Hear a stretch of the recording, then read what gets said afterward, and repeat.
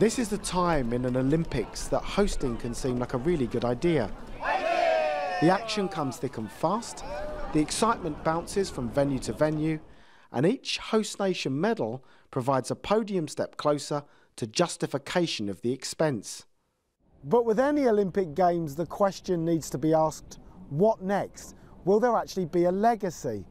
Well, the Olympic Stadium project alone cost $109 million, and yet that stadium will be used just 4 times for the opening and closing ceremonies of the Olympics and Paralympic Games.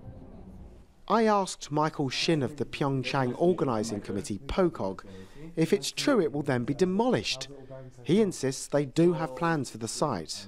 It looks like a pentagon, and then so we are still having the main building, which can be called A, main building. So after the games, it can be used for a lot of cultural events and activities, like showing something and showcasing something. Those who closely followed the long journey to this northeastern part of South Korea know concern and apathy usually turns to positivity during Olympic fortnight.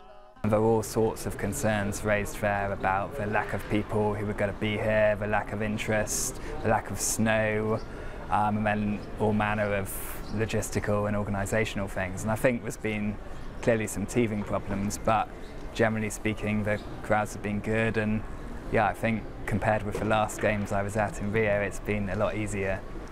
What about the Paralympics that take place here next month?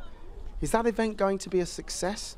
Tickets for disability sport can be a hard sell, but the positive vibe of an Olympics can kick-start a ticket surge, and POCOG say they are proud of their sales so far. They also point to the social impact it will have in Korea. Olympic Games, this is just sport, but Paralympic Games, this will be related to the people's attitude to people with an impairment. Do you think the Korean people will respond to that? I believe so. When the circus departs, reality can sink in, that it was a party, not a legacy. But in this region, they're confident Koreans will return here, remember their historic Winter Olympic year, and be proud. Lee Wellings, Al Jazeera, Pyeongchang.